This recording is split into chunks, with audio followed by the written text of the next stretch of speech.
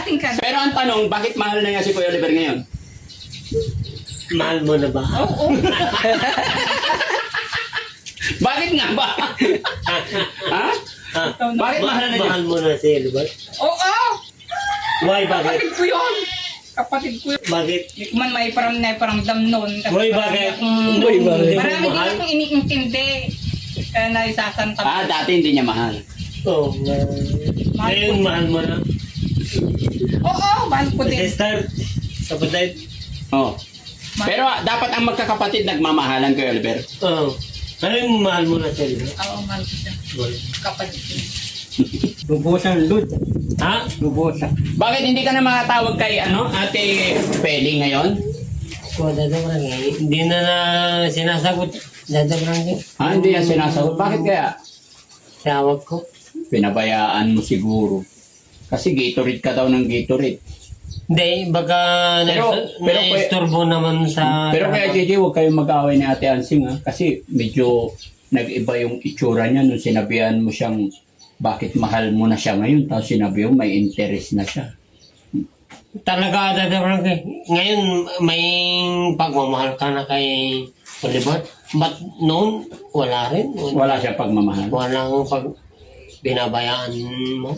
Lahat ng kapatid ko pinabayaan. Ako lang ang nag-interest sa kanya na nagmahal. Kasi mga kababayan, sa totoo lang nasasabi talaga ni Kuya Oliver yung gusto niya sabihin pag naka-ganyan, naka-Gatorade siya. Pero may point naman din si Kuya Oliver talaga. No? Kaya, sige lang Kuya Oliver, huwag kang mag-alala. Nararamdaman ko yung nasa puso mo. Basta isa lang ipapangako ko sa'yo. Pagagawan ko ng bahay si Kuya Oliver. Tutulungan namin si Kuya Oliver. Yan, at maraming salamat. Hindi sa laos po kung talagang itong kabuhayan na may bibigay nyo na may bahay. Opo. May papagawin nyo, Daddy Frank. Oo, pagagandahin ko yung bahay niya. Hindi biro-biro yan. Itong kung Daddy Frank simula ng ano na sa kanya, pamumuhay niya. Opo. Para kay Kuya Oliver yun. Kasi bago matapos ang buwan na ito, gaya na sinabi ko sa iyo kanina, kailangan maibalik ko siya dito para hindi ako magka-problema. No? Kasi kaya lang doon lang, medyo nag-alala lang ako kasi ayaw ko mag-away na rin kayo magkapatid. Kasi nung sinabi, kinausap mo nga si Nanay Ansing, medyo nag-make face sa sinabi mo.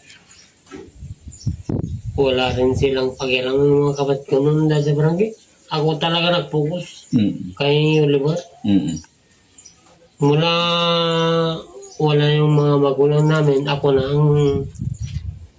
nang nag-alaga. Sabi nila may lupa. May lupa rin siya. Hati-hati kami sa lupa. Sa bagay mga kababayan, yung tanim kasi 2 times a year lang naman yun kung may ani, depende pa. Tsaka depende rin sa laki, hindi naman natin alam mga kababayan kung gaano kalaki yun. No? Oo, dati parang talagang tinutukan ko si Oliver na Tinutukan mo.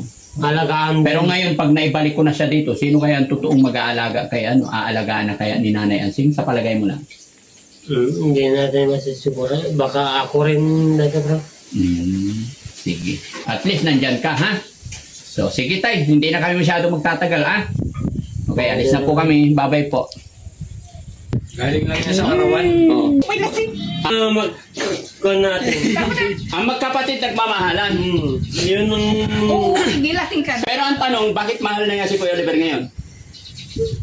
Mahal mo na ba? Oo. Bakit nga ba? Ha? Bakit mahal na niya? Mahal mo na si Oliver? Oo. Why, bakit? Kapatid ko yun. Kapatid ko yun. Bakit? Hindi ko man may paramdam noon. Kasi Hoy, marami bakit? akong- Hoy, bakit? Marami din Mahal? akong iniintindi. Kaya naisasanta. Dati hindi niya mahal. Oo. Ngayon, mahal mo na. Oo, mahal ko din. Sister, kapatid. Oh. Pero dapat ang magkakapatid nagmamahalan, Kuya Oliver. Oo. Ngayon, mahal mo na si Oliver. Oo, mahal ko siya. Kapatid ko.